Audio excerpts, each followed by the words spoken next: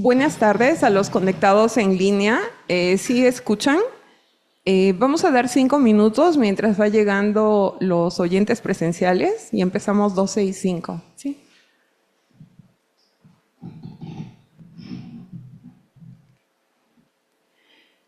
Para los que están conectados, si no escuchan, podrían escribir o si tienen algún problema.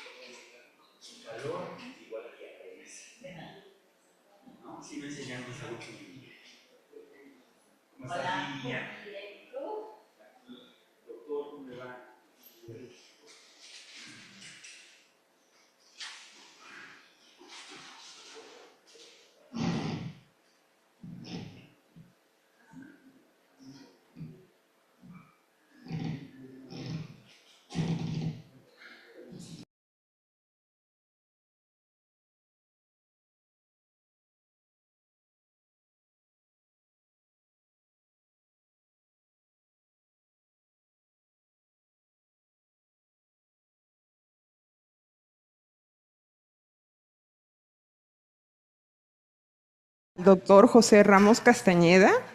Muchos de ustedes los conocen. Él es investigador en el CISEI, nivel 2 del SNI. Tiene una amplia trayectoria en dengue. Él hizo sus estudios de maestría y doctorado en ciencias en la Universidad Nacional Autónoma de México.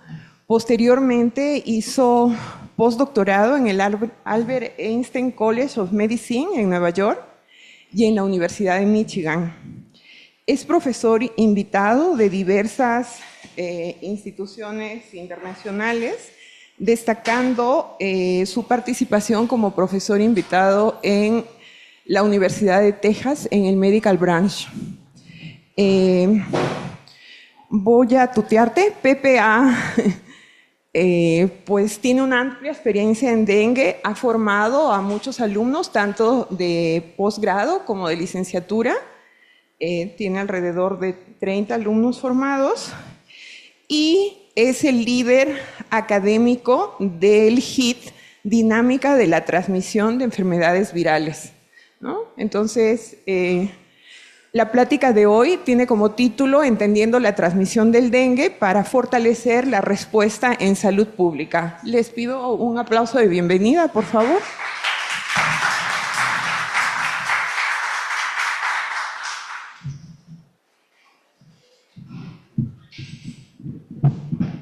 Ya comenzamos. Bueno.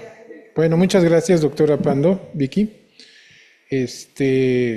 Pues siempre para mí es un privilegio hablarle a mis colegas del CISEI y en esta ocasión que parece que se abre a la comunidad científica tanto del instituto como fuera del instituto a través de los canales electrónicos, pues es todavía mucho más importante para mí.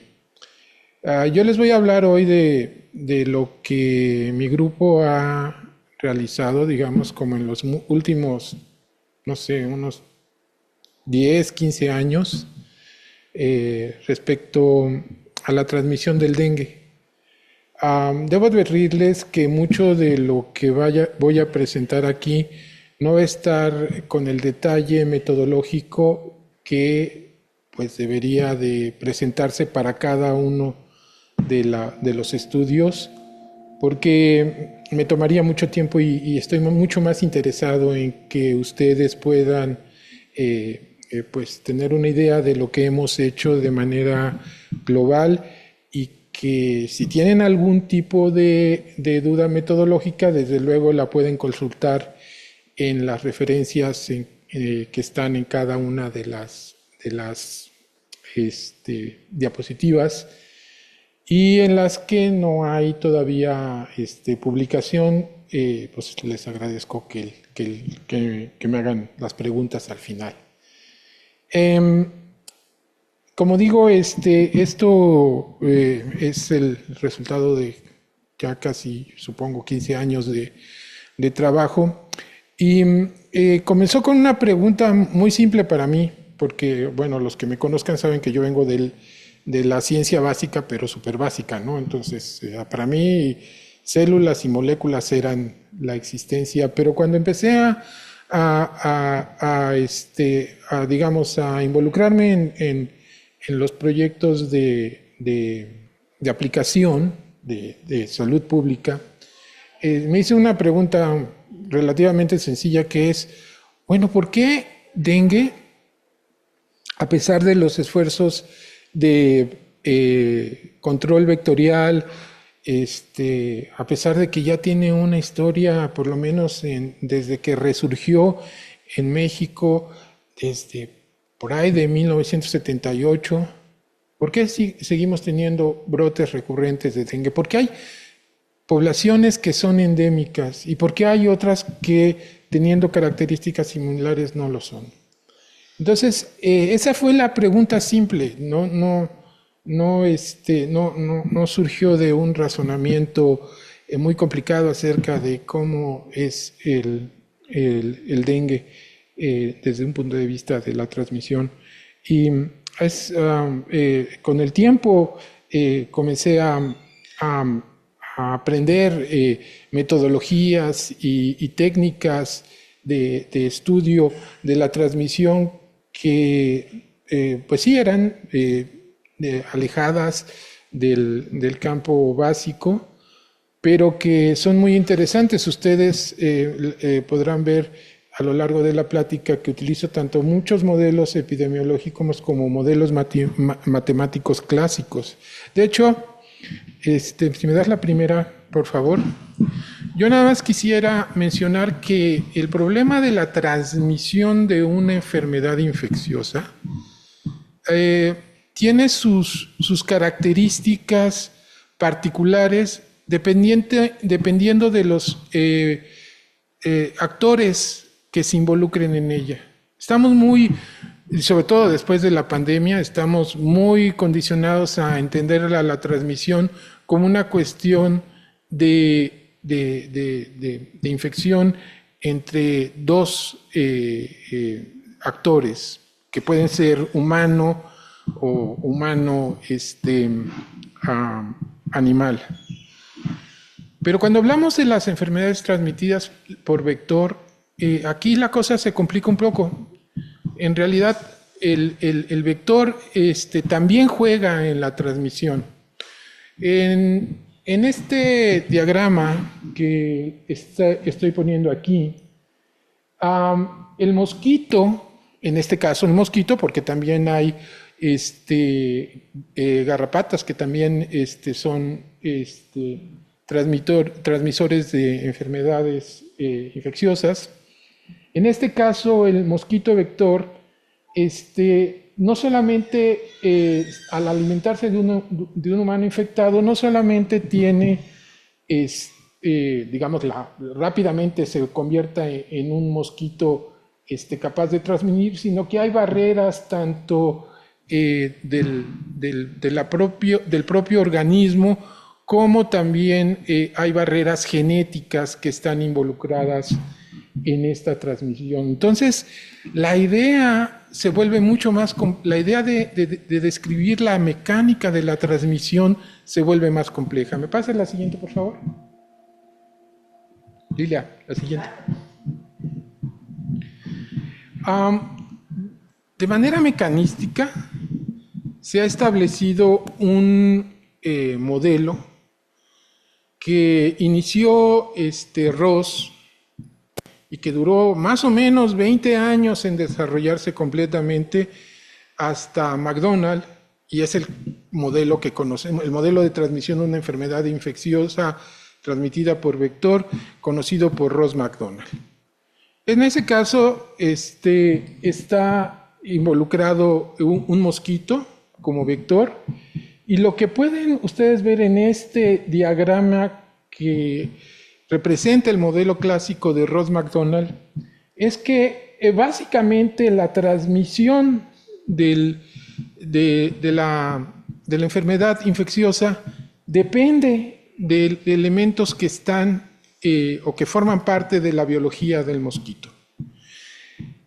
Muy pocos o ninguno, quizá nada más la manera en que el humano dispone del agente infeccioso es el único elemento que este modelo considera.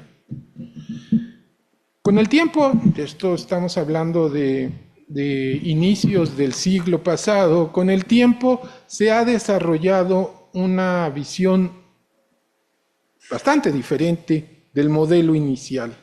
El modelo actual considera las formas larvarias, pero lo más importante quizá es que considera muchos otros factores, tanto del huésped, del humano, como contextuales, por ejemplo, el clima, por ejemplo, la escala de observación, en fin. Se vuelve mucho más complejo la mecanística, el modelo con el que estudiamos a las enfermedades infecciosas transmitidas por vector. Es importante aquí mencionar que en este diagrama, aquí se mencionan algunas intervenciones de salud pública que están determinadas básicamente por el análisis de algunos de estos factores que se pueden modelar dentro de este esquema o dentro de esta superestructura conceptual que le llamamos transmisión de enfermedades transmitidas por vector. Entonces, no solamente es una cuestión académica de cómo se mueve, cuál es la dinámica de una enfermedad transmitida por vector, sino que del análisis de esto surgen aplicaciones muy concretitas para el control vectorial, y más bien no para el control vectorial, sí para el control vectorial, pero además para el control de la transmisión de la infección. ¿Me pasa la siguiente, por favor? Y para hacer las cosas mucho más complicadas, porque esto es súper complicado, sabemos que cuando vemos los datos, tenemos que considerar dos factores que tienen que ver con la escala con la que estemos observando. Primero es una escala, digamos, geográfica, desde el vecindario hasta la escala internacional, y otra es la escala temporal, lo que está sucediendo en ese momento hasta el largo plazo. Y cada uno de los fenómenos que uno estudia se debe de enmarcar en una de estas intersecciones entre estas dos variables. Dicho de otra manera, la exposición solamente se puede estudiar correctamente cuando estamos hablando de una escala sublocal y a tiempos relativamente cortos. Cuando hablamos de, por ejemplo, la dispersión global, aquí sí hablamos de, por ejemplo, los viajes que realizan las personas o la migración, ya sea por la obligada y la no obligada, ¿no? Entonces, cada uno de estos factores, digamos que mueve la forma en cómo nosotros vemos la transmisión del dengue. La siguiente, por favor. No, antes. Ahora, la siguiente. Esa. Y entonces para describir la transmisión tenemos dos factores. Uno súper conocido, sobre todo después de la pandemia, que es el número reproductivo básico. Y el número reproductivo básico, pues casi todos hemos oído, es el número de infecciones que ocurren después de que ocurre la infección índice u original. Esa es una forma de medir la transmisión. Mientras más grande sea el R0, más intensa es la transmisión. Pero hay otra manera, y de hecho esa es una manera que habla mucho más de la intensidad de la transmisión que el propio R0, y es la probabilidad de infectarse. A esa probabilidad de infectarse le llamamos fuerza de infección. Y cada una de estos dos parámetros se mide en un modelo matemático que conocemos como SIR, que es el modelo susceptible cuando no está infectado cuando ya ocurrió la infección y resistente cuando ya resolvió la infección. Aquí no juegan los que mueren porque esos salen del sistema. Y esto supone también que todo es perfecto, es homogéneo. Ya veremos que en el caso de dengue esto no es tan así, y mucho menos en México, que es absolutamente avasalladora la heterogeneidad de la transmisión. Pasa la siguiente, por favor. Digamos que epidemiológicamente uno puede describir la transmisión del dengue en términos del número de casos que ocurren en un tiempo. En el sureste asiático, estos son datos de Tailandia, y eso es un artículo clásico de Ben Adams. Él determinó que los picos entre epidemias de dengue se dan cada de 3 a 5 años. Y que los serotipos, los 4 serotipos de dengue, recurren en un periodo de 8 a 10 años. ¿Qué es lo importante de esto? Porque estos son datos de Tailandia. ¿Qué es lo importante de esto? Que dengue recurre los picos infecciosos cada cierto tiempo. Ese es el caso de México. Estos son datos desde 78 que reemergió hasta 25. Y lo que ustedes pueden ver es que de repente hay picos de transmisión. Aquí yo hice una transformación estadística para suavizar esos picos y ver cómo es la tendencia general. Y como ustedes pueden ver, hay más o menos 3 picos de transmisión en ese periodo. Y lo que es más interesante es que en realidad esta tendencia va al alza. Ya más allá de que si un año fue más alto el número de casos que del otro, si uno aplica este algoritmo de Loess, uno puede ver claramente que dengue se está volviendo cada vez un problema en México. Una cosa que a mí me parece súper interesante es que pasa el tiempo y siempre dice algún funcionario de salud, es que ahora dengue está de moda. Pues sí, porque hubo como 3 o 4 años antes que no hubo un pico de transmisión. Pero no es que esté de moda, se está poniendo más difícil la cosa con el tiempo. Sí, en este mismo patrón de subidas y bajadas en la transmisión. Pasa la siguiente, por favor. Específicamente, cuando uno analiza los grupos de edad, pues sí, aquí pueden ver ustedes, esta es la incidencia, y pueden ver ustedes que por año, pues hay años que son mayores, pero cuando es mayor la incidencia, hay un pequeño sesgo hacia los niños, hacia los grupos de menor edad. Mientras que para los grupos de mayor edad, parece ser que la incidencia es baja. Pero cuando observamos la proporción de hospitalizaciones, aquí vemos una cosa preocupante, porque independientemente de la magnitud de la transmisión en el año, porque ustedes pueden comparar que todas estas están más o menos iguales, los gráficos, cuando aquí no lo están, Los dos grupos de edad, o digamos, grupos de edad que son, que se hospitalizan más, son tanto los niños como los adultos mayores. Y más importante, ¿quiénes se mueren de estos? Bueno, quienes se mueren son los adultos mayores. Yo cuando empecé a estudiar dengue por ahí de los 80s, decían, es que esta es una enfermedad de niños. Y de hecho, cuando se habló de la vacuna se llamaba Iniciativa Pediátrica de la Vacuna contra el Dengue. Pero quien nos está, por lo menos aquí en México, quienes nos están muriendo son los adultos mayores.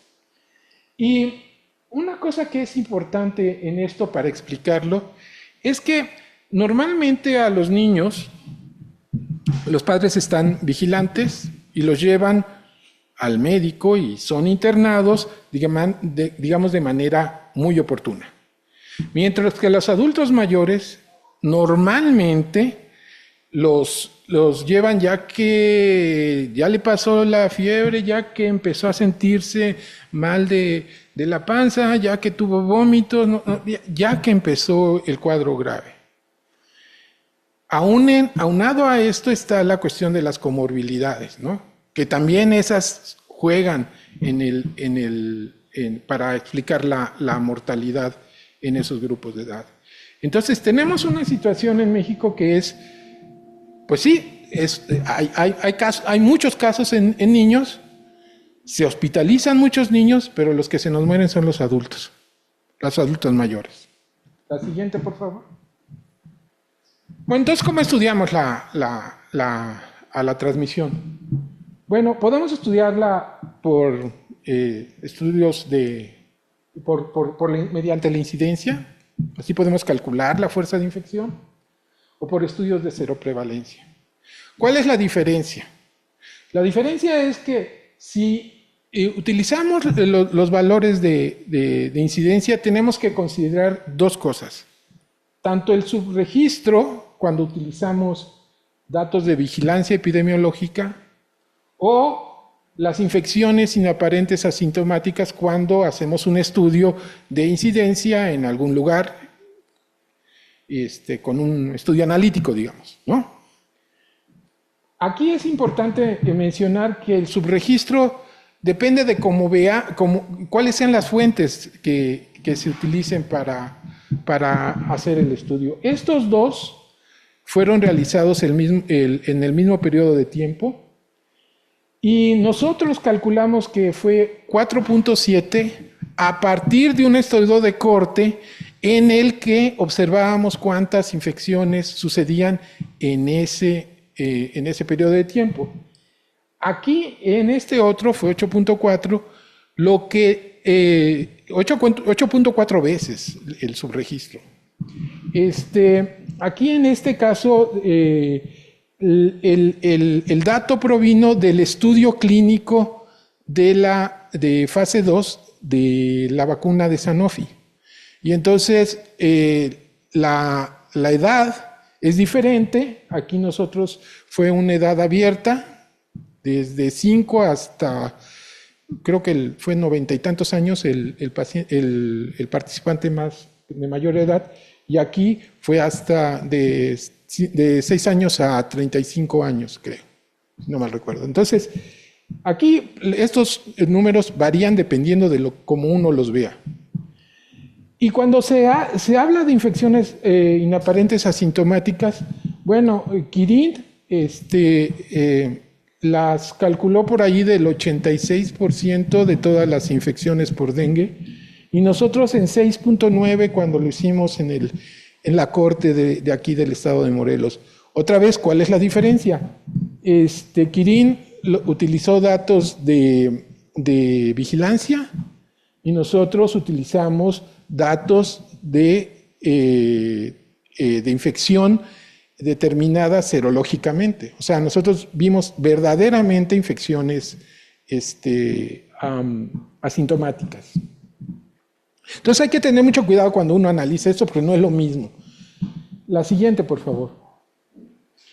Nosotros hicimos un estudio junto con el grupo de Malaquías, nacional, una encuesta de seroprevalencia aleatorizada, que en realidad, así como está este mapa, nosotros nada más, digamos, la estratificamos en 3 regiones geográficas, y esa que se denominó de baja seroprevalencia fue lo que no entró en las otras 3 categorías.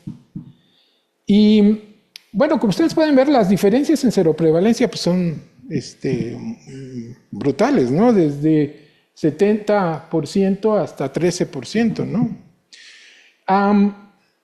Y cuando hacemos los cálculos de fuerza de infección, de la probabilidad de infectarse, tenemos este panorama ya por estado, no por región, y vemos que hay algunos que son altísimos, como en el caso de Chiapas, ¿no? Que es altísimo, y otros bajísimos, como es el caso de Baja California, o Baja California Norte, nada más para no confundirla con la otra, ¿no? Es Baja California. Entonces tenemos este amplio rango de fuerzas de infección. Pasa la siguiente, por favor. Y esto nos lleva precisamente al problema de la heterogeneidad. Si vemos, esto ya son con datos de vigilancia epidemiológica, ¿qué uno debería de esperar? Bueno, aquellos estados donde la transmisión ya es muy alta de por sí, siempre deberían de estar con una fuerza de infección alta. Pero eso, vaya, la fuerza de infección no debería depender del tiempo, del momento en el que hagamos la observación. Sin embargo, eso no es así.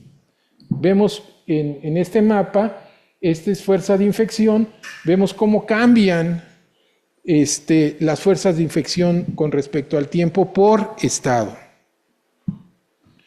Y cuando vemos, dice, bueno, lo que pasa es que los serotipos, unos en un año están circulando unos y luego están circulando otros, y a eso se debe la heterogeneidad.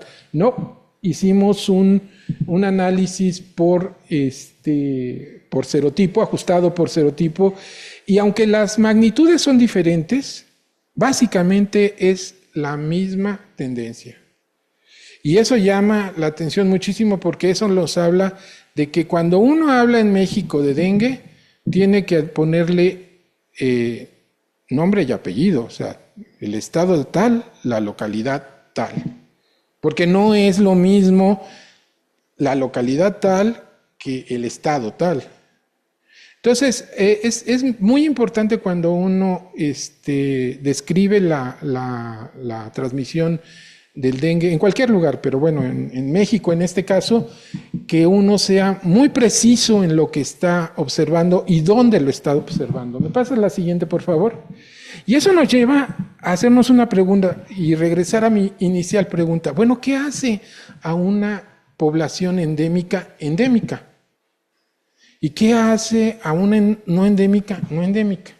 Y entonces lo que hicimos fue ahora ver las localidades, cada una, y calcular de estas que entraron en el estudio de 2016. Nosotros calculamos por localidad la fuerza de infección. Y aquí tenemos este mapa con las localidades, y ahora aquí, como ustedes pueden ver, pues sí, Chiapas se distingue, pero también Guerrero se distingue. Y hay otros que se distinguen.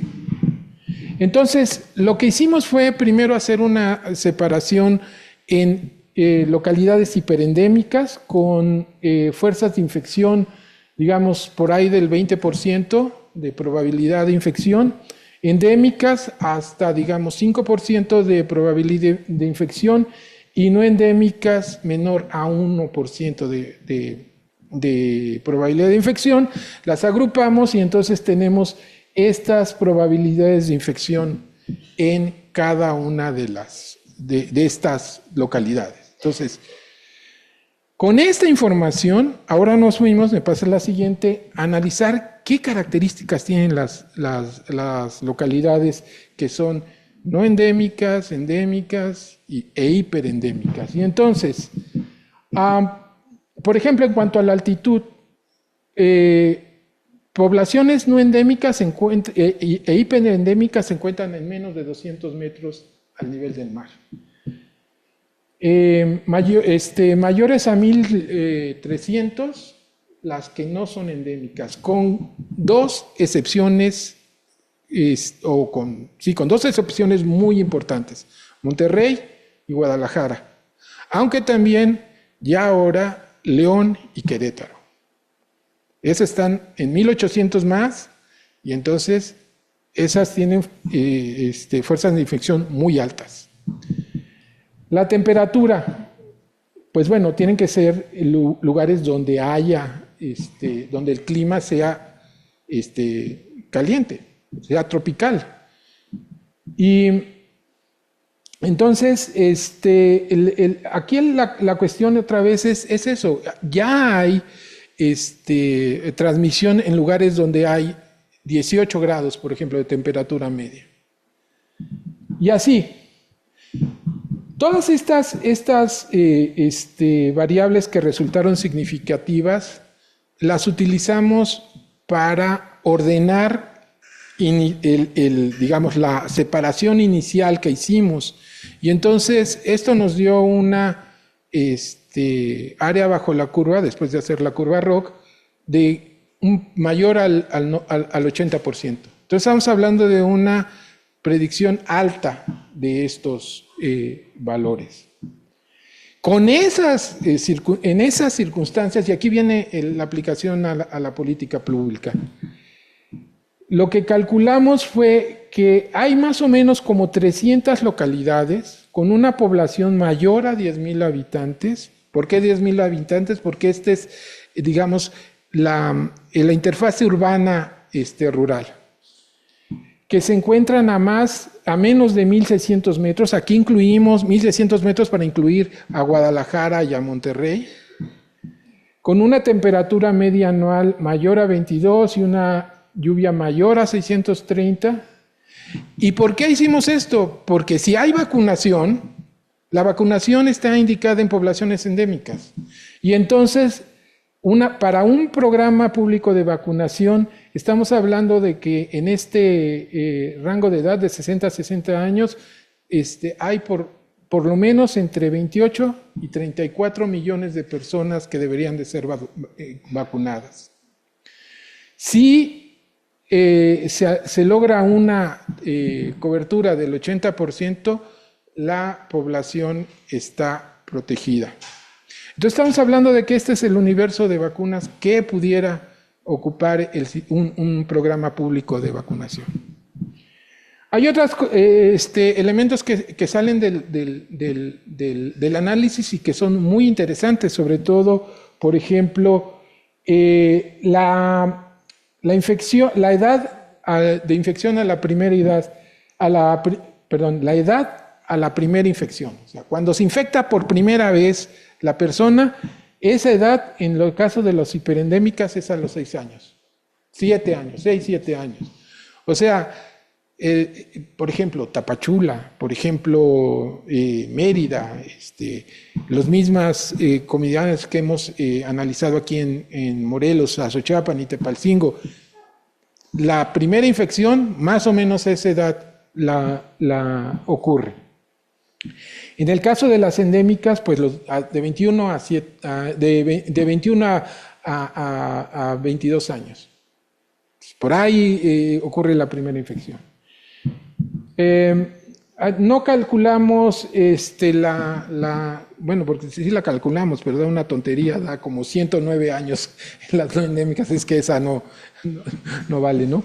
Pero la otra es, ¿qué proporción de nuevas infecciones de los naive suceden cada año? Y cada año en las poblaciones hiperendémicas suceden el 14% de los naives se infecta.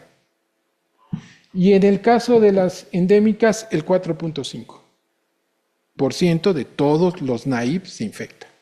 Entonces es un problema, ¿no? O sea, que que el 14% de las personas seronegativas se infecte cada año en dengue, independientemente del pico de infección, de si están o no están en pico de infección. ¿Me pasa la siguiente? Entonces, la siguiente pregunta, pues ¿qué no se protegen o qué onda, no? ¿Por qué siguen así? Este es el caso de las poblaciones que hemos estudiado aquí en Morelos, y estos son anticuerpos neutralizantes, los que se supone que son los chidos para neutralizar. Bueno, pues todos los grupos, desde los 5 hasta más de 25 años, tienen anticuerpos contra dengue. Y tienen anticuerpos después de los 10 años contra todos los serotipos. También aquí entre los 5, pero esta es la población más susceptible. Yo te voy a decir por qué. Entonces, lo que sabemos de la protección es que hay una protección que se conoce como multitípica, o sea, este tipo de perfil, y esa es la que produce protección. Y hay otra respuesta neutralizante que se conoce como monotípica, homotípica, y que solamente se monta contra un serotipo. Fíjense que la proporción, y esa sabemos que no es protectora. Fíjense que, por ejemplo, en este grupo de edad de 5 a 9, la proporción de respuestas homotípicas es la más alta. Ya para cuando llegamos a más de 25 años, la respuesta multitípica es la más, preponderante. Y entre monotípicas y heterotípicas, toda la diferencia es el título de anticuerpos, porque si ustedes se fijan aquí en este caso, por ejemplo, en el caso de dengue 1 es muy evidente, pues las monotípicas son de títulos bajos, mientras que las heterotípicas o multitípicas, perdón, son de título muy alto. O sea, hay una diferencia. Hacer anticuerpos protege. Ese es Me pasas la siguiente, y aquí lo vemos en este otro estudio. Esta es una cohorte que seguimos por 3 años y medio. Y aquellos seropositivos que al menos tuvieron 2 infecciones están completamente protegidos. Mientras que los que tuvieron solo una infección son susceptibles. Eso nos empieza a dar señales de por dónde va el asunto de la endemia y la hiperendemia. Uno, para llegar a esos niveles de equilibrio en los hiperendémicos, sí, hay gente que está completamente protegida, pero también hay gente que no está protegida. ¿Pasas la siguiente, por favor? Y esto nos lleva a un punto. Bueno, ok, tenemos una mezcla en la población de susceptibles a la enfermedad y protegidos a la enfermedad. ¿Cómo funciona esto? Y el primer, y ahora consideramos más importante elemento, es la movilidad que influye en esto, es la movilidad de la población. Miren, normalmente como uno ve la transmisión de una enfermedad infecciosa es en clústeres alrededor de casos.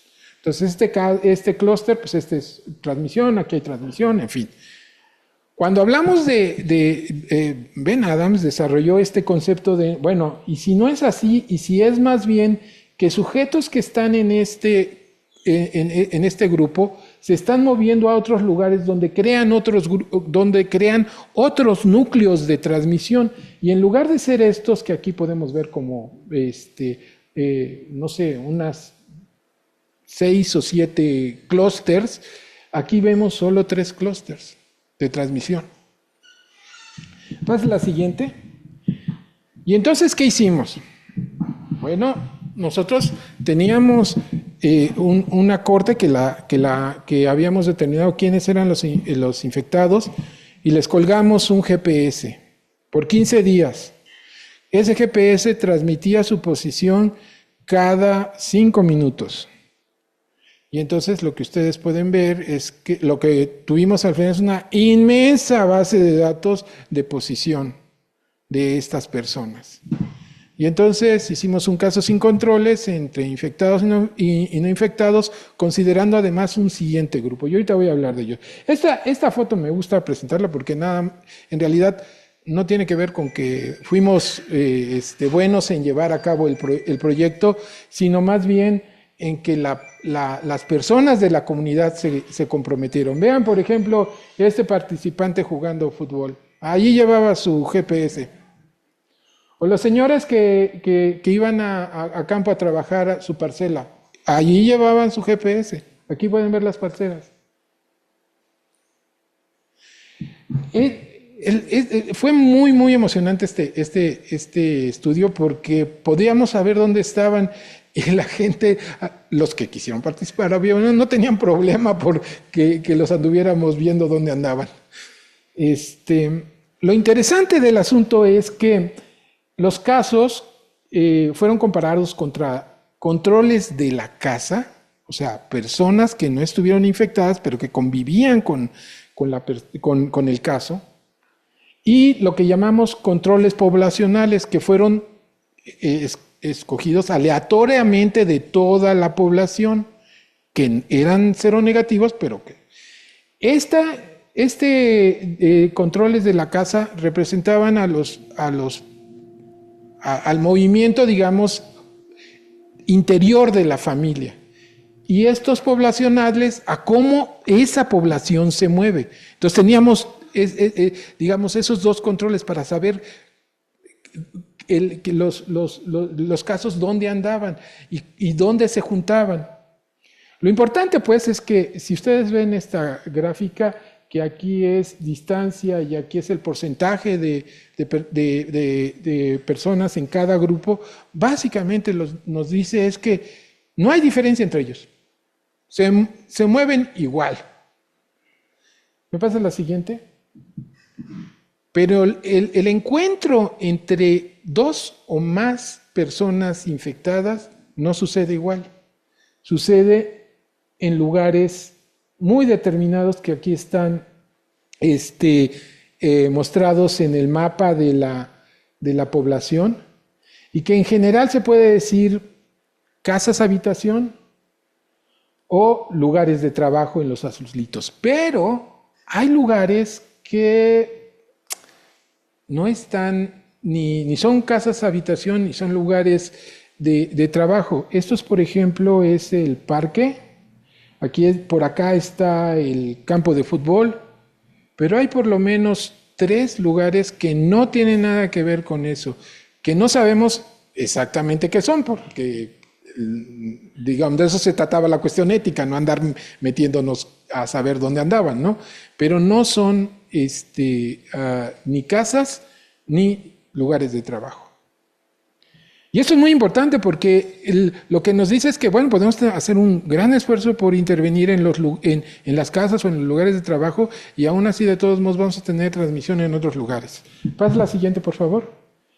De hecho, nosotros hicimos, en este trabajo vimos que el riesgo de vivir junto con una persona que tiene dengue eleva a la infección al 3 veces. O sea, si yo vivo con una gente que tuvo dengue, tengo 3 veces más posibilidades de infectarme que en cualquier otro lugar. Y si me muevo a 50 metros allá del centroide de la casa de la persona, mi riesgo disminuye hasta 1.8, digamos a la mitad. Y si me muevo más, pues obviamente disminuye menos. Otra cosa que es importante y que tiene que ver con la movilidad es que si hay menores de 5 años en la casa, la posibilidad de infectarse es como del 30% mayor. Entonces, ¿por qué? Pues porque cuando hay un niño chiquito en la casa, pues hay gente que está en la casa, está cuidándolo. Y más en este tipo de comunidades que no los llevan a las guarderías, sino están en las casas los niños chicos, ¿no? Entonces, lo que podemos ver con eso es que sí hay una transmisión alrededor de la casa, pero ¿qué creen? Acaba de salir este artículo y esto fue hecho en Vietnam. Aquí lo que hicieron fue secuenciar a los virus. Tenían clústeres y parejas de infectados y cohabitantes y les medían cuáles eran los virus que tenían. Para que los cohabitantes entraran tenían que estar infectados, ¿no? Entonces, esta parte se cumplía. Se infectaban cohabitantes en esos clústeres. Pero solamente el 45%, esto es en Vietnam, compartían el mismo serotipo. Pero inclusive más importante, solo el 23% eran transmitidos por el mismo mosquito. Y además que estas son las formas, paralelo es que hubiera más de un mosquito involucrado en la infección, y secuencial es que un mosquito es el que está generando la infección. Bueno, y estos ambiguos, bueno, pues están entre estos dos. Lo importante es que si uno mide las distancias en términos de secuencia genética, casi todas son, los virus son, en estos pares hay una distancia de casi 1.300 metros. O sea, 1.3 kilómetros para allá está el virus que infectó a la persona de acá, en estos pares. Y eso refuerza el argumento de la movilidad. La movilidad en el caso de dengue es súper importante. De allí que, claro, cuando la pandemia pues bajara, independientemente de que no se hicieron digamos, actividades de control vectorial, independientemente de eso. Pasa a la siguiente, por favor. Entonces, para analizar cuál era el efecto de las intervenciones en una población que se está moviendo, pues se nos ocurrió el siguiente modelo. Teníamos aquí casas, o por así llamarlo, orígenes, y teníamos destinos. Básicamente estos destinos, podrían ser destinos en los que hubiera una alta relación con la casa, por ejemplo, las escuelas, por ejemplo, los templos. Y otro destino es el lugar de trabajo. Y teníamos diversas poblaciones de gentes que se quedaban únicamente en las casas, poblaciones de gentes que iban de las casas a estos lugares con alta relación con la casa, por ejemplo, los niños que van a las escuelas, y gentes que además de que podían ir a las escuelas o al templo, también iban a un lugar de trabajo. Y aquí lo que vimos fue, si variamos la proporción de gente que se está moviendo, ¿cuántas infecciones generan por cada uno de estos grupos? Los que no se mueven, los que se mueven a los lugares estos como la escuela, y los que se mueven a todos los lugares. Y los que vemos que sostienen la transmisión cuando se aumenta la población son estas gentes a las que van a trabajar. No son los niños, porque esos son los que van a la escuela. No son las amas de casa que se quedan en sus casas. Son los que se van a trabajar, los digamos, que tienen una actividad económica. Ahora, entonces, si intervenimos en estos, tanto en los lugares de residencia como en los lugares de destino, ¿cuál es el efecto en la reducción en la transmisión? Y bueno, vemos que si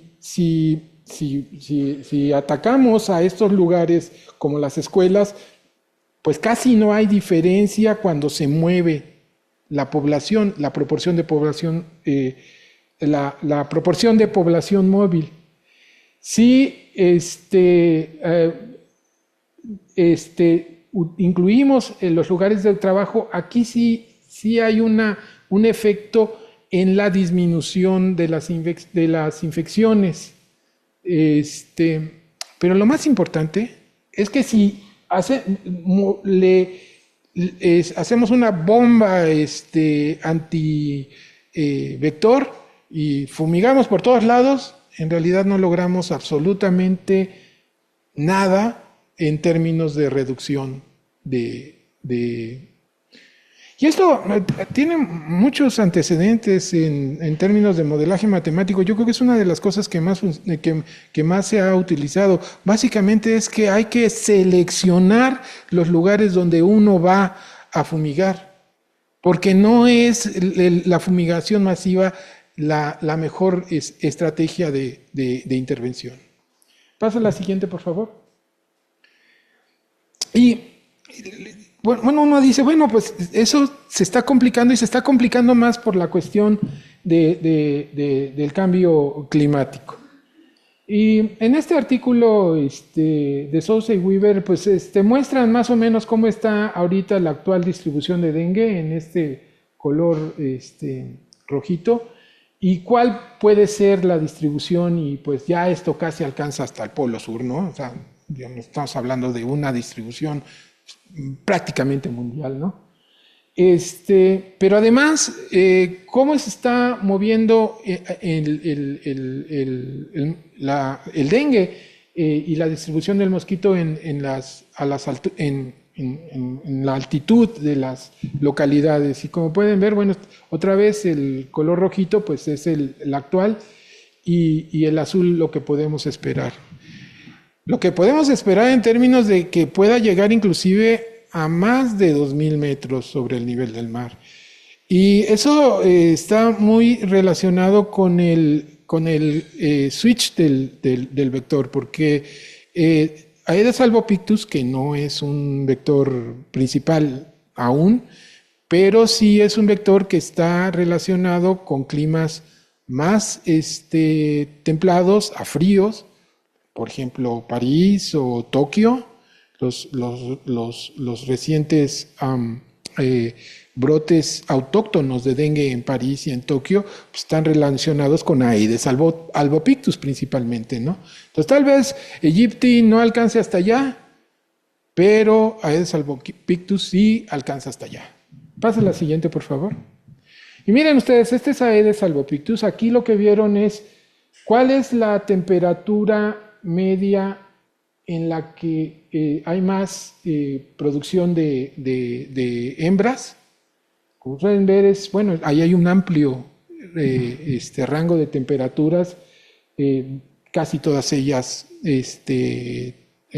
tropicales, de que se encuentran en lugares tropicales, pero no así la humedad. La humedad está es más específica para el caso de aegypti. Aquí la humedad como media, como ustedes ven, está toda empacada en un rango muy discreto, y sobre todo la lluvia. La lluvia es básicamente, hay tres, digamos, cantidad de lluvia en la que el mosquito genera hembras, ¿no? Y eso es bien importante porque lo que hemos observado es que en lugares donde la transmisión es alta, con un R0 de 2 y con un índice de abundancia vectorial de 1, digamos, de referencia, pues tenemos obviamente transmisión.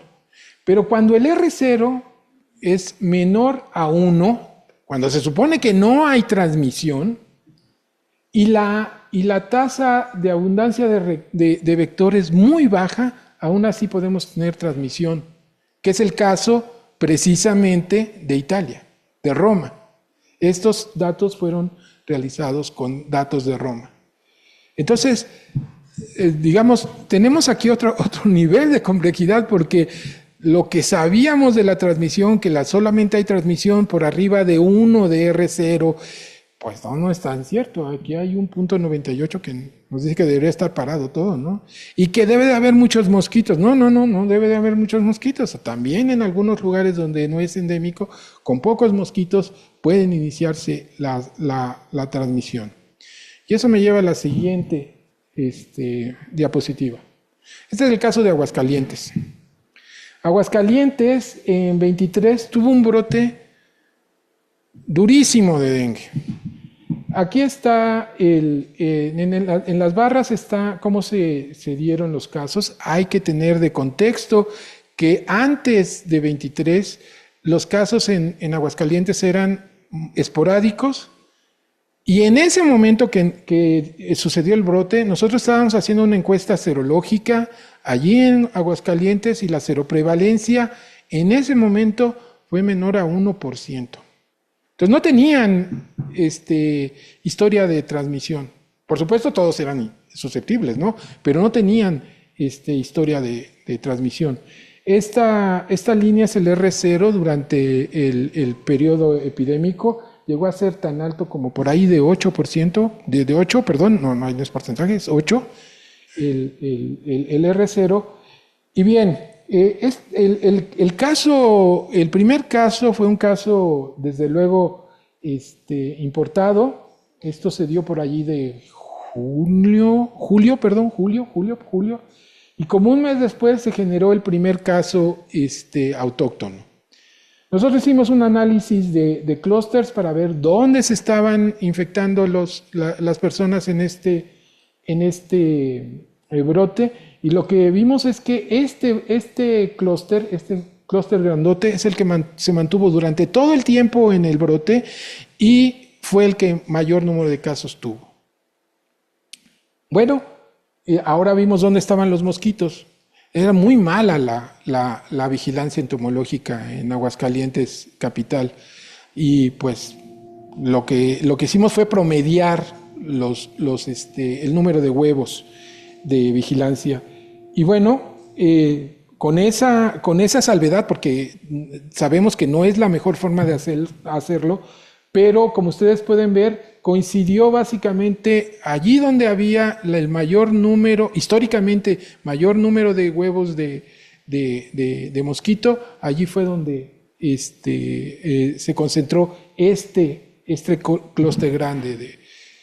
Y aquí la cosa no es si está bien hecho el enfoque de promediar huevos y de esa manera localizarlos, sino el hecho de que hay lugares específicos donde se dan las condiciones para que se dé la transmisión sostenida de dengue. ¿Me pasas la siguiente? Y es aquí donde vemos donde está el microclima jugando. Este es el caso de Beijing, y aquí ustedes pueden ver que el área analizada pues se analiza en términos del uso de suelo. Aquí pues estar, digamos, residencial o industrial, en fin, el uso de suelo, lo que cubre al suelo, que puede ser vegetación o agua, ¿no? Por ejemplo.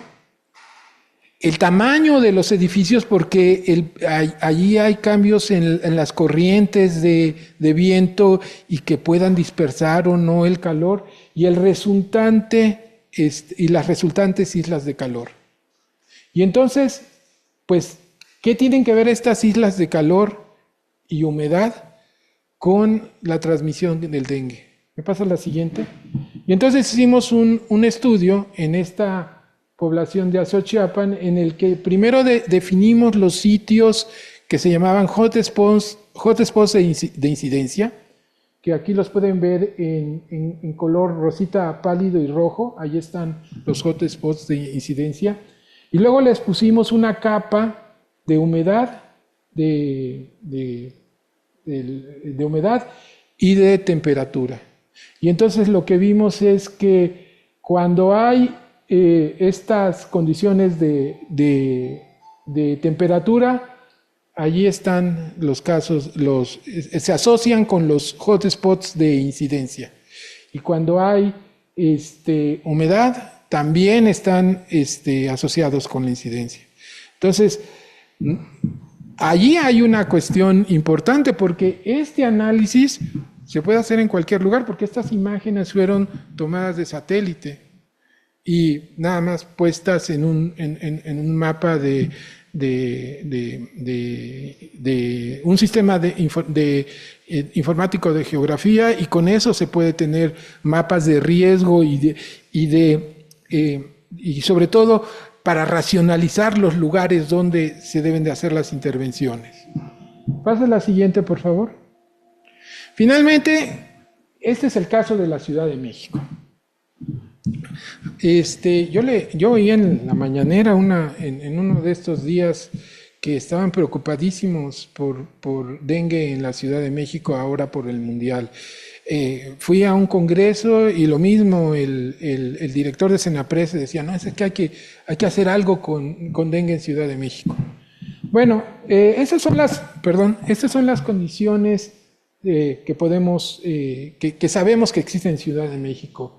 Las islas de calor están aquí en el oriente de la capital. Ahí es donde menos llueve por ahí. La precariedad hídrica no es tan terrible. Aquí pueden almacenar agua. Y la densidad de huevos, aquí sí está sesgado porque son los lugares donde hay huevos, donde hay vigilancia, perdón, pues está también sesgado para esta zona oriente de la ciudad, con algo de acumulación en el centro sur de la ciudad. Pasa la siguiente. Ya se había reportado un caso autóctono por acá pues no sé qué sea, Cuautitlán o Coatepec, no me acuerdo cuál es la colonia del Estado de México, un caso autóctono. Y nosotros hicimos una encuesta de seroprevalencia en Ciudad de México. Y estos son los datos. Básicamente la seroprevalencia es por ahí de menor al 5% en el grupo de 5 a 35 años. Y estos son los positivos. Lo que es importante aquí es que solo hubo un menor de edad que fue positivo, lo que sugiere fuertemente de que no hay transmisión local, porque si no los niños serían los más afectados, ¿no? Y casi la mitad dice haber vivido allí en la Ciudad de México, pero otra mitad no ha vivido en la Ciudad de México. Y lo que les puedo adelantar en términos de los anticuerpos neutralizantes es que casi todos muestran una respuesta heterotípica de estos. Entonces, eso más bien sugiere que estas personas se han movido constantemente a lugares donde hay transmisión de dengue, no en la Ciudad de México, porque si no, entonces los niños serían seropositivos también, ¿no? Entonces, nosotros creemos, y esa es la conclusión del artículo, que hay riesgo, sí, pero por lo pronto no hay transmisión autóctona en Ciudad de México. ¿Y me pasas la última, creo que sí? Entonces, ¿por qué hacemos esto? ¿Por qué estudiamos la transmisión? Bueno, la estudiamos precisamente para tener datos que nos puedan ayudar en la construcción de un sistema de alerta temprana. ¿Se va a ir dengue? No se va a ir dengue. Pueden hacer todas las intervenciones que quieran desde el punto de vista de insecticida, ahí va a seguir dengue. Pueden, soltar mosquitos con Wolbachia, pues hasta donde sabe, todavía va a seguir dengue. Y pueden vacunar, vamos a ver cómo funciona la vacunación. Entonces, eso sería más o menos todo. Muchas gracias. La siguiente. Y todos estos son los colaboradores, Lilia, Adolfo, Ruth, Ivonne, Juliet, Eleazar, todos ellos han trabajado en estos datos que ustedes ven. Carla, Diana Carolina y Andreu, todos ellos han estado trabajando, son estudiantes que se graduaron de doctorado y que todos han estado involucrados. Muchas gracias a René y a Susana, hemos trabajado mucho durante tiempo. Y todos los demás colaboradores que aquí pueden ver que todos han estado involucrados en trabajos que se han publicado en y que se han presentado ahorita. La última, y muchas gracias.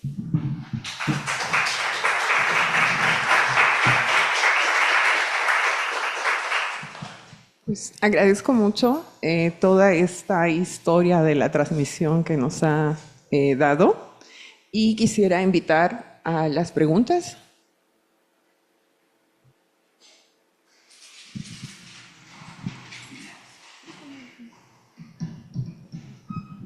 Muchas gracias, Pepe. Creo que presentaste todo un panorama de tu trabajo y me parece que, pues, interesante. Sin embargo, como no hay datos, no podemos hacer preguntas específicas. Pero yo tengo solo una pregunta. En todas las actividades que se hacen para control de dengue, son de control. Las actividades son reactivas. ¿Cuál es tu opinión de trasladar toda esta observación a una actividad preventiva? Sí, yo creo que estamos en una etapa muy inicial para llegar a eso. Hay una historia de Michael Johansen. Una vez se le ocurrió decir, bueno, vamos a hacer con todo lo que sabemos ya de dengue, vamos a hacer un modelo que sea preventivo. Vamos a hacer forecasting de dengue. Y se lo dio, si no me recuerdo, fueron como 10 grupos muy fuertes de modelaje matemático y de epidemiología. Yo creo que difícilmente se puede encontrar una representación más fuerte en el mundo.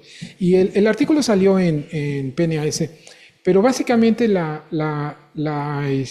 conclusión de ese concurso de a ver quién le atinaba a dengue fue que nadie le iba a atinar.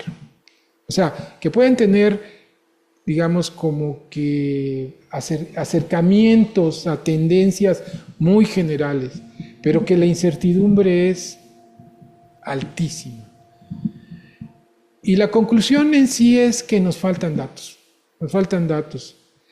Nos faltan aproximaciones de sistemas complejos, porque todo esto sí son modelos que tienen, digamos, respaldo fuerte en ecuaciones diferenciales, pero no incluyen toda la incertidumbre de fenómenos, de elementos como teoría del caos, como teoría de juegos, en fin, estos no están incluidos ahí, porque las interacciones son tantas y los niveles de agregación son tantos que es difícil que un modelo como estos, inclusive considerando todas la cuestión de las formas inmaduras del mosquito, considerando los contextuales, es difícil tener un forecasting. Por eso no se puede hacer realmente evaluación de las intervenciones, porque nunca sabes cuántas vas a tener,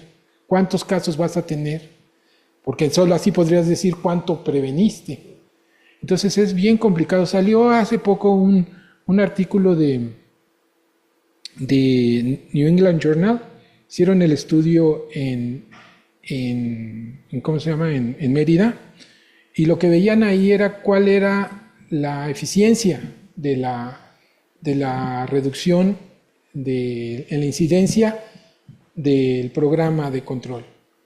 Y creo que fue por ahí del 23% en la incidencia, lo cual básicamente no ayuda mucho para interrumpir la transmisión. Entonces, eso en el mejor de los casos, en la forma de analizarlo más, digamos, que daba el número más alto.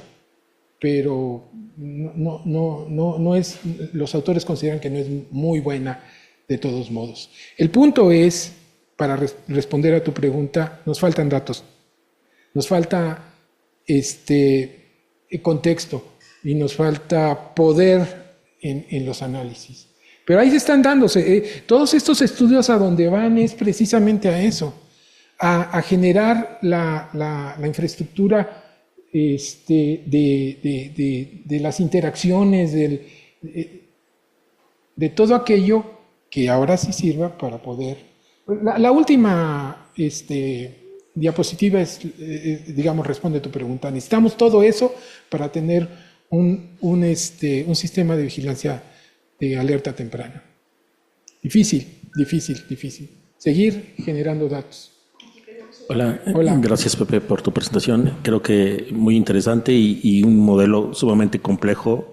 También he trabajado dengue durante mucho tiempo y los modelos de Ross y McDonald, como presentaste, pues es una complejidad enorme acerca de las condiciones del vector, de la respuesta inmune, de las poblaciones, de la movilidad, etcétera, todo lo que nos has mencionado.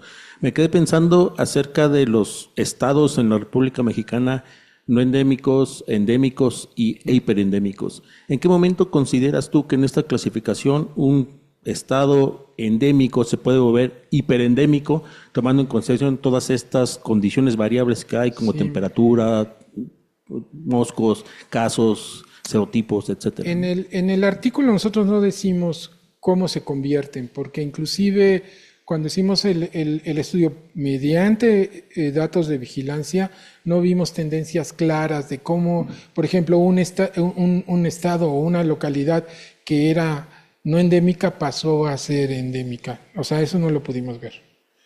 Entonces fuimos muy cuidadosos en decir que había un desarrollo a la endemicidad o a la hiperendemicidad, ¿no? Ni aún teniendo en cuenta estas condiciones de clima, ¿no? Sabemos que eso va a ir empeorando, o sea, que las condiciones para la transmisión van a ir siendo cada vez más eficientes, pero no sabemos cuánto ni sabemos en qué tiempo, ¿no?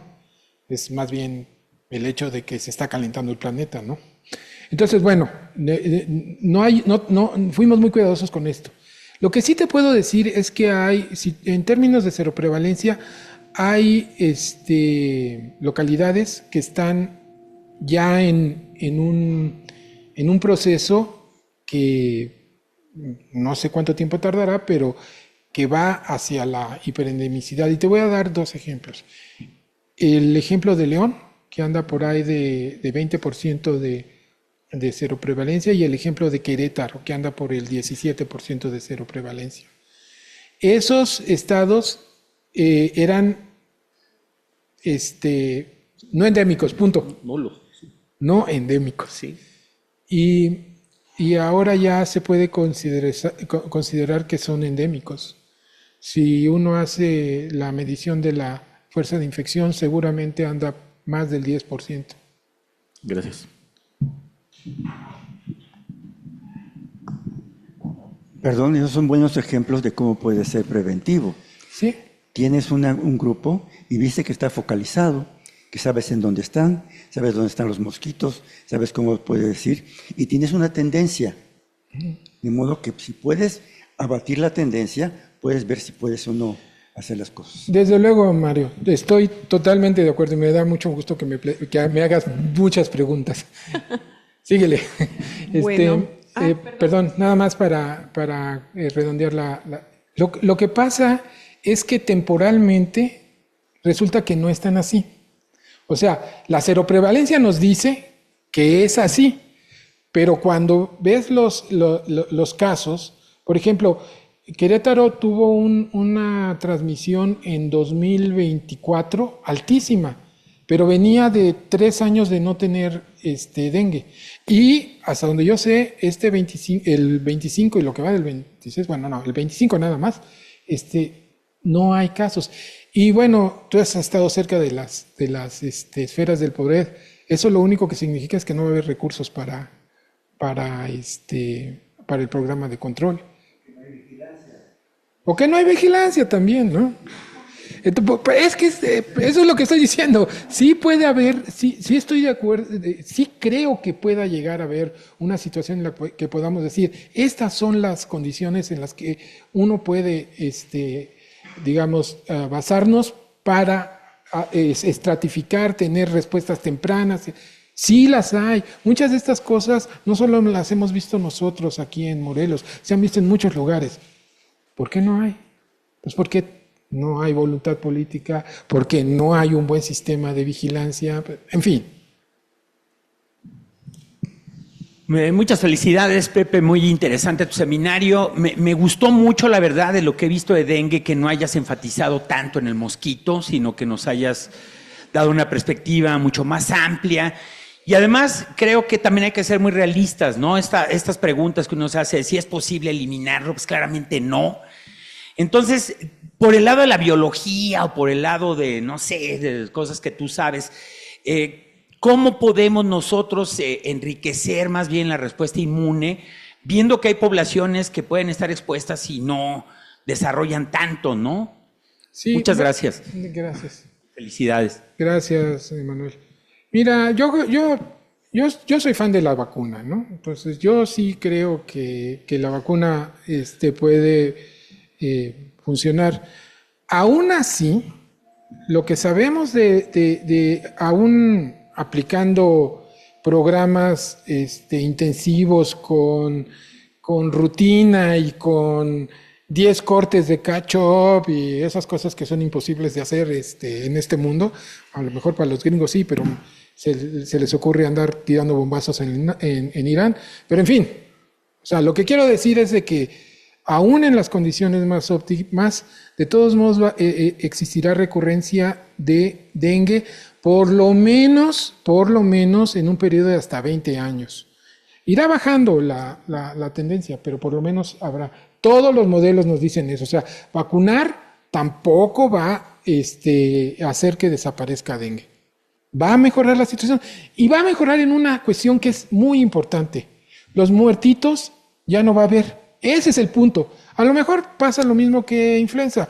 A todo el mundo le va a dar dengue de los que vivan en zonas con dengue, pero nadie se va a morir. Y a lo mejor ese es digamos, lo que las vacunas pueden hacer. Tenemos preguntas en línea, voy a leerlas. Germán Guerra te felicita, súper interesante trabajo. Y su pregunta es, me llamó mucho la atención la interpretación sobre el aumento en la razón de prevalencia de infección en los casos donde hay menores de edad, no escolares. Por lo que entendí, el cuidado hacia estos menores se puede considerar un factor asociado a la infección, dado que sabemos que el trabajo de cuidados está normalmente a cargo de las mujeres y adultos mayores. Quisiera preguntar si en estos estudios abordaron las diferencias de infección por sexo, que nos ayuden a identificar algunos aspectos de género que expliquen las condiciones diferenciales de exposición entre los hombres y mujeres. Gracias.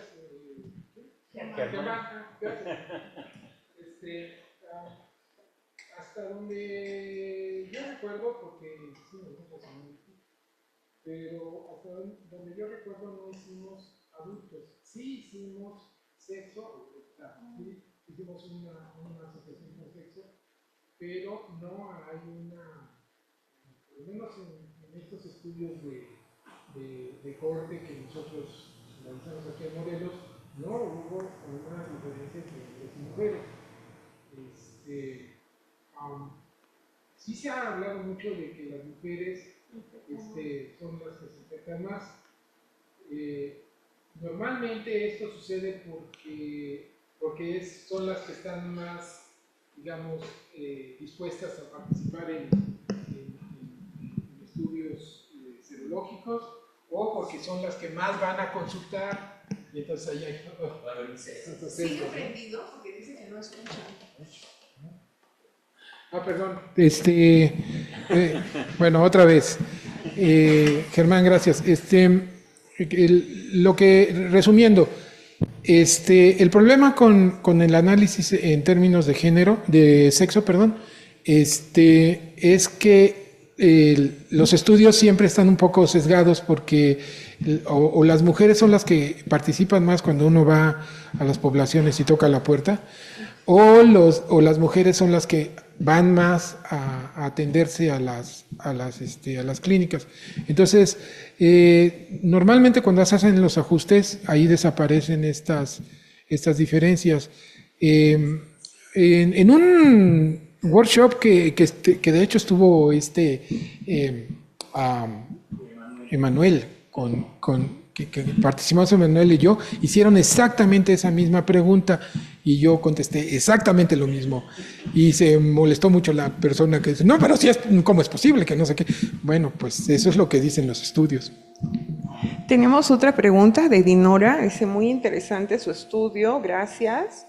Me surgió la duda sobre la vacuna para sitios endémicos. ¿Por qué en Morelos no se le ha dado difusión a la misma? Porque hasta donde yo recuerdo, nada más hay una vacuna que se esté distribuyendo actualmente, que es la vacuna de Sanofi, y solamente se distribuye a nivel privado. Y la segunda razón es porque la vacuna de Sanofi cargó con un estigma que ahora sabemos que no es tan problemático como el que, o tan dramático como el que llegó a suceder en Filipinas, que hasta querían meter a la cárcel a los que hicieron el estudio clínico, ¿no? Fue una cosa horrible. También por eso, o sea, no hubo una difusión porque pues, estaba esa cuestión en debate que si era protector, no, o si potenciaba las infecciones, y por lo tanto había hospitalizaciones y dengue grave, ¿no? Entonces, yo creo que pues ya se ha oído en la mañanera ahí que van a hacer vacuna, tanto la de Takeda como la de Butantan. También se ha dicho que hay una empresa nacional, Leomont, creo que va a ser vacuna de RNA, ¿no? Y que la está apoyando el gobierno. Pues vamos a ver qué pasa en el futuro. Ok, gracias. La última pregunta del chat es de Milagros Guadalupe Urfas. Dice, ¿considera viable el diseño de un marcador genético como método de prevención en la población susceptible? Uy, eso se ha hecho muchísimo, pero muchísimo, hasta nosotros lo hicimos. Digo, por aquello del Me Too. No, o sea, después de la acumulación de todos los estudios, yo puedo decir que no hay un marcador genético que de susceptibilidad para poblaciones muy, pero muy así, muy particulares. O sea, por ejemplo, que tengan la de anemia falciforme, ¿no? Eso sí, no tienen dengue, están protegidos. Digamos que ese es el ejemplo, ¿no? Para cositas situaciones muy particulares de una población muy especial, a lo mejor. Pero para población general no. ¿Más preguntas? Yo tengo dos. ¿Tú tienes una pregunta? Tengo dos antes que te vayas.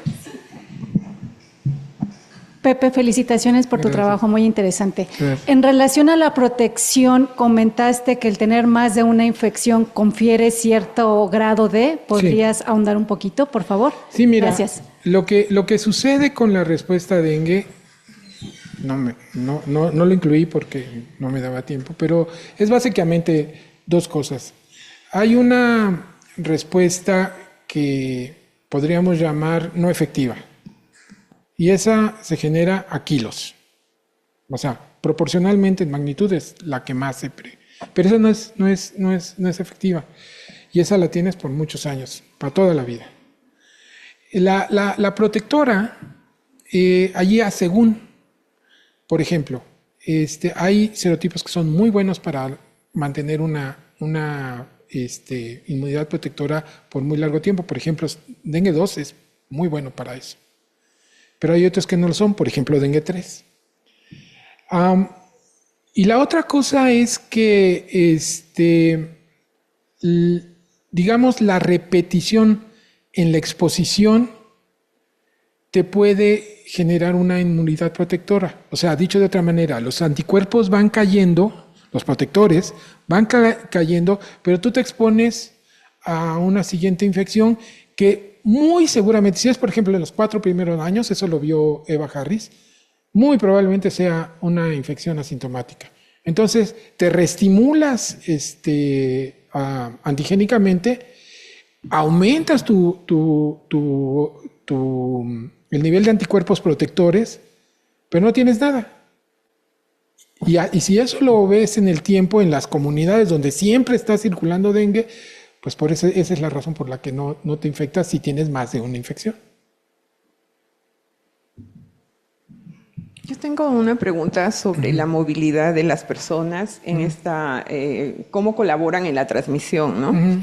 Los estudios que has mostrado, si bien tienen serología, también tienen infección activa, porque realmente si se mueven los que tienen un IgG contra dengue, pues no llevan el virus, ¿no? Entonces, me imagino que sí tienes datos de infección. Entonces... No, mira, cuando hicimos el diseño del estudio, lo que queríamos era evitar que la movilidad estuviera influenciada por la infección. O sea, la movilidad es una cosa que uno decide. Y si te sientes mal, a lo mejor te quedas en tu casa.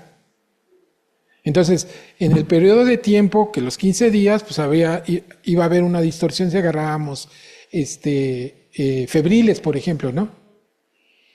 Que es donde podríamos tener digamos, muestras de virus y eso, ¿no? Eso porque tenías el GPS, o sea, la prevalencia en sí no te hubiera dado ese resultado, ¿no? No. Y mi otra pregunta es justamente con lo que Mario comentaba sobre la prevención. Por ejemplo, en la Ciudad de México, ya está detectado Aedes aegypti, no albopictus, desde hace varios años, ¿no? Por lo menos desde 2015. Y también los casos positivos por el sistema de vigilancia epidemiológica han subido abruptamente. Y tienes estos datos de prevalencia que te hablan de que probablemente las infecciones, no probablemente, lo más seguro es que las infecciones hayan sido afuera. Pero este azar que se da en la causística, digamos, de que se encuentren una persona infectada y el mosquito, cuando esto va aumentando, pues ya el riesgo aumenta. Bueno, mira, por ejemplo, en el caso de Aguascalientes, el primer caso detectado por el sistema de vigilancia, es que aquí es lo que dice Mario, pues también el sistema de vigilancia, bueno, chale, ¿no? Pero el primer caso detectado se detectó en julio y se demostró que era un caso foráneo. Y hasta agosto se detectó el caso, el autóctono, el primer caso autóctono. Estamos hablando... Todo esto de primero es según el sistema de vigilancia, ¿eh? No crean que yo lo estoy inventando, pues eso fue lo que dijeron ellos, ¿no? Probablemente mucho antes ya había, ¿no? Pero entonces el punto es que entre estos dos había inclusive como 6 kilómetros. Entonces, sí tiene que haber un periodo en el que cuando llega el infectado, se empiece a dispersar. Y hay muchas teorías, hay un modelo que se llama el modelo de la ola, que es que tienes un caso aquí y la dispersión va en un frente, como una ola, digamos concéntrico, ¿no? Y entonces ahí Derek Cummings hizo un cálculo que después se tuvo que retractar de él en Nature, que era de no sé cuántos kilómetros por día se extendía la ola de dengue, ¿no? Pero hay otro, y que es el que en el que yo personalmente creo que tiene más bases y tiene más, digamos, evidencia, es el modelo gravitacional. ¿Por qué es el modelo gravitacional? Porque depende de de la fuerza de gravitación del lugar. Si tú estás hablando de dengue, tienes que hablar de densidad de población. Y entonces los lugares donde haya mayor densidad de población, allí se mueve dengue, hacia allá va dengue. Y esto se ha visto muchísimo en datos que nosotros hemos analizado junto con otras gentes, pero se ha visto en Brasil, en Río de Janeiro. Allí a donde donde hay dengue, donde están amontonados todos. Entonces yo creo que sí tiene que haber una especie de convergencia entre factores climáticos, entre abundancia de vector, densidad vectorial y cómo se esté moviendo la gente alrededor de estos lugares para que pueda haber Si no se da, por eso se llaman sistemas complejos, porque dependen mucho de las condiciones iniciales.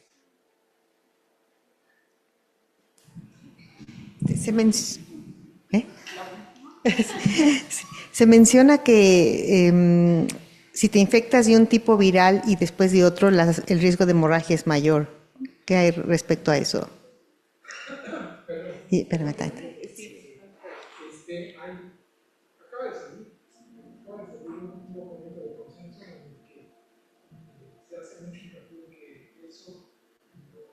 No es correcto. No se preocupen, que se hayan que vivan aquí en Guadalajara todavía. ¿Y cuánto pueden permanecer los anticuerpos de memoria para poder detectar precisamente qué tipos virales tuviste?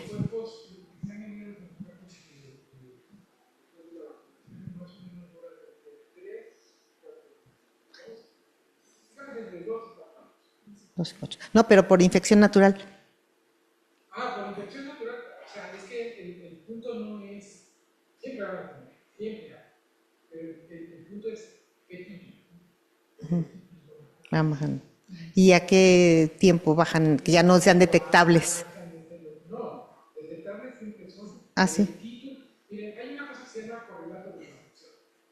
Correlato de protección es el título del anticuerpo necesario para proteger. Entonces, hay un título después de ese título, cuando baja de ese título, sí, por supuesto hay anticuerpos. Entonces, por ejemplo, nosotros calculamos el candidato de protección para dengue 1 y es 1 en 160. Entonces, si baja de 1 en 160 el título, ya no estás protegido. Puede que tengas anticuerpos neutralizantes. ¿Por qué? El corte de anticuerpos neutralizantes para es un 20. Lo puedes tener entre 20 y 160, pues no está positivo, pero está positiva. Gracias. Sí, ya hay personas que también generan títulos muy altos, así sea la infección reciente, y hay otras que no. Eso tampoco se sabe bien por qué es. Sí. Pues muchísimas gracias por su asistencia. Muchas gracias, Pepe, por la presentación.